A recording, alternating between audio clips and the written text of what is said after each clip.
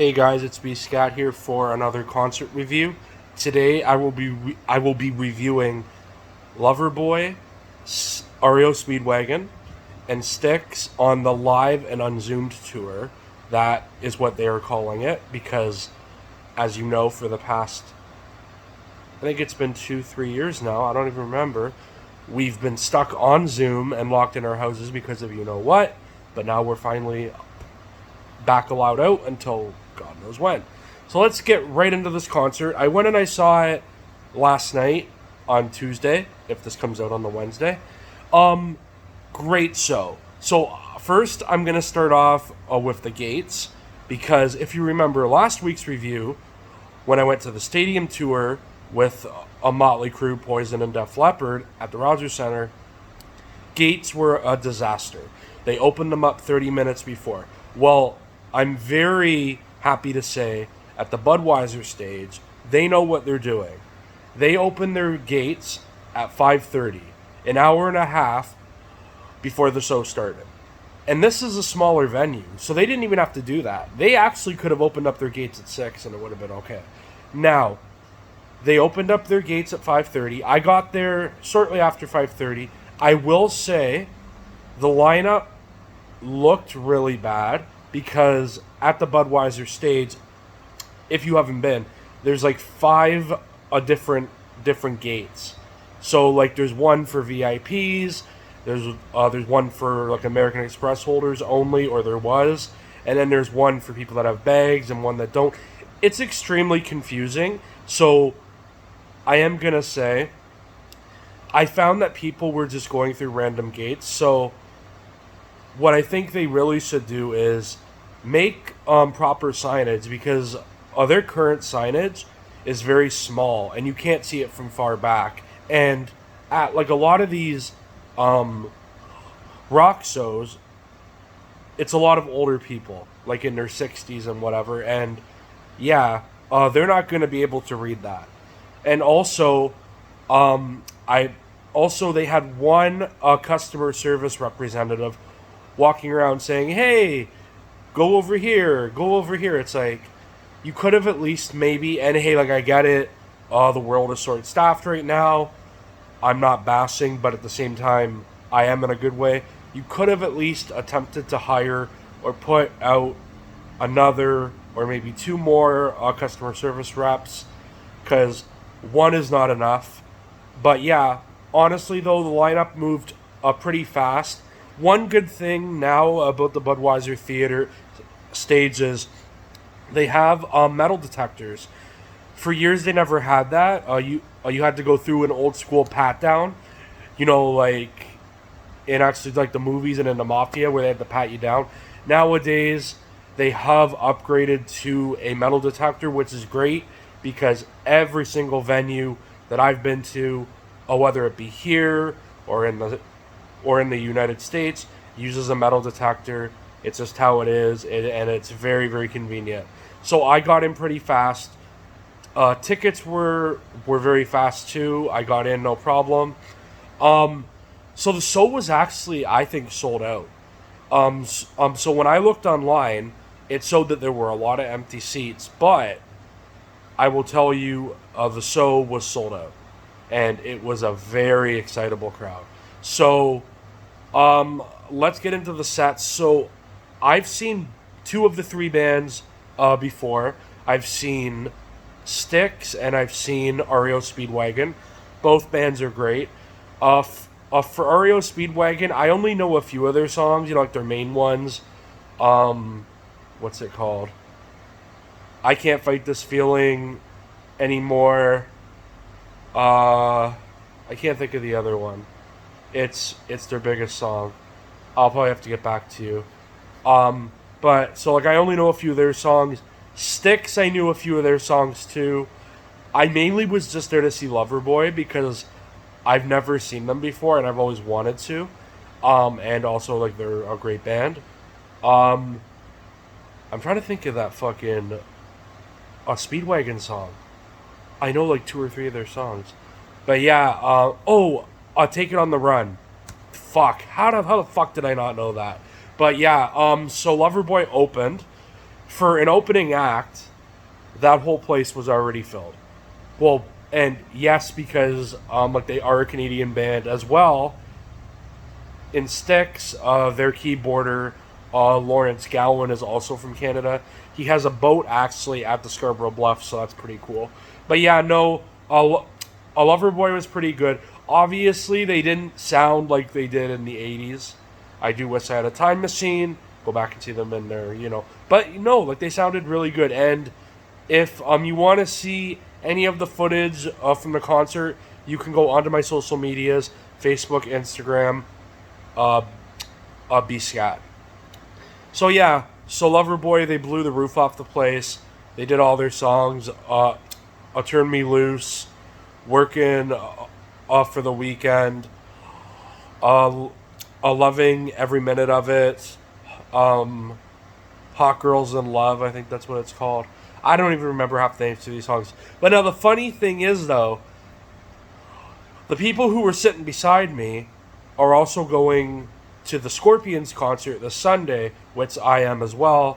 I'll be doing a review for that sometime next week. As well, half the people there were also at the stadium tour last week, so you could hear everyone's conversation about that. It was really cool.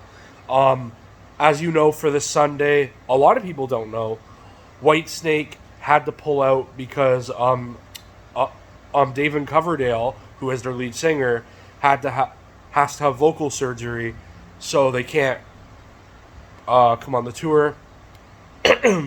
As you can tell, I am a little sick, and I'm having some vocal trouble too. It is not COVID.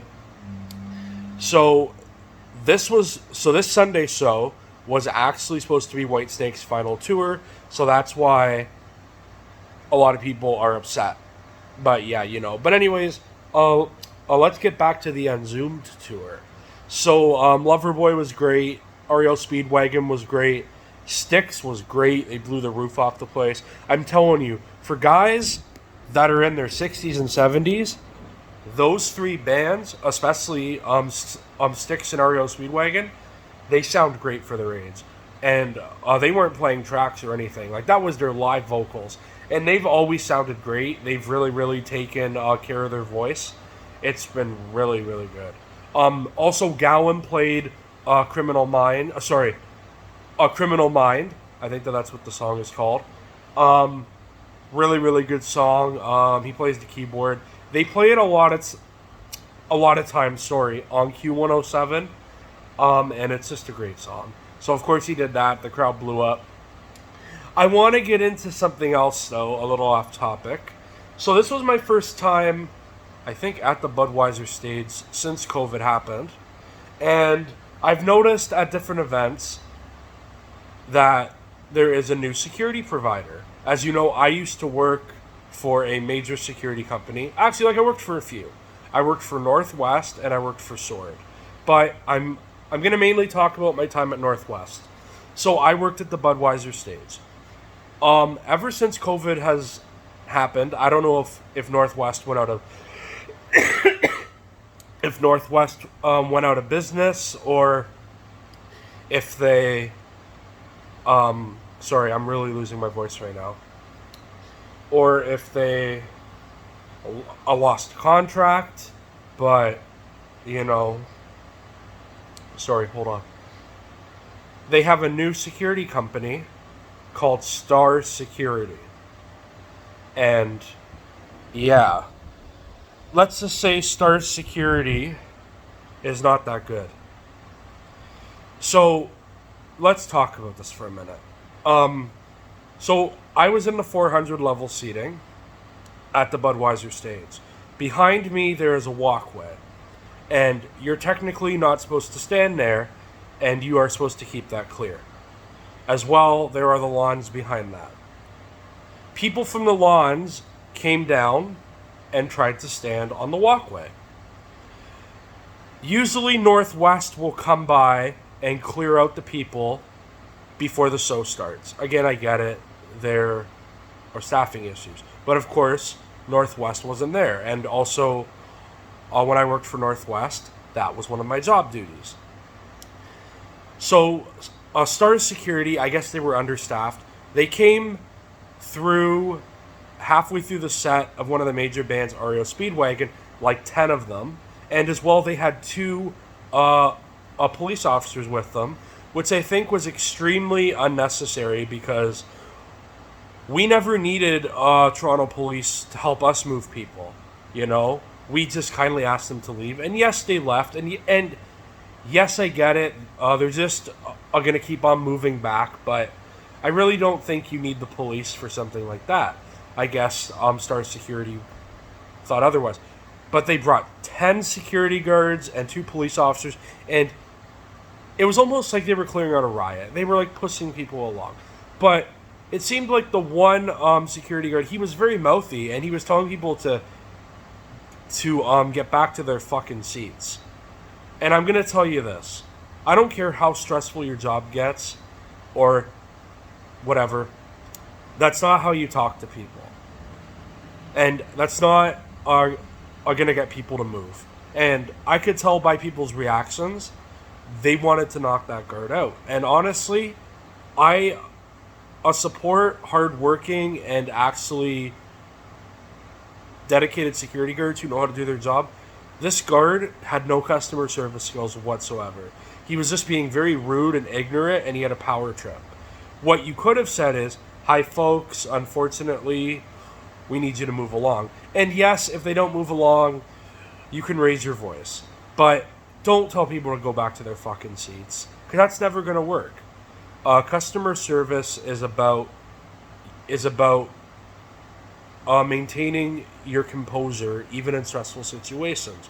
And honestly, I've been doing security for years. I now work in a school. Being a dick is not going to get you anywhere. It's just probably going to actually get you into a fight, and then that's just going to make the situation worse. And again, I don't get why they called in the police. Even the cops were looking like, why are we here? Because honestly, they have more important things to worry about, like fights and stuff. Asking people to move back, you don't really need the police for that. And you know what? I'll even say it. I get it's a stressful job. I get people are just gonna keep on doing it, but you don't need to waste the police time for that. They are there. They are looking for terrorist activity. They are looking for fights and stuff like that. They don't want to be dealing with the small ass concert set that like a security guard can deal with. But yeah, no, I definitely think that Star Security needs to improve on their customer service. I've seen at a few events as well that I've been to that they've worked recently, like the Honda Indy. They really need to work on their customer service, and that's just saying. But again, this concert was amazing. I'd give it about an 8 out of 10. All the bands killed it. The gates were a lot better. The venue itself is really good. I've been many times to the Budweiser stage. I've never had an issue with anything there. Working there, I have had issues, but not, going there as a fan. As you guys know, I am going there Sunday for the Scorpions concert. They now have a new opening act called Thunder Mother, which is a bunch of female rockers. I've looked up a few of their songs. They look really good. I cannot wait for that. All right, guys. Have a great rest of your day. I'll see you on the next review, which will be next week for the Scorpions and Thunder Mother.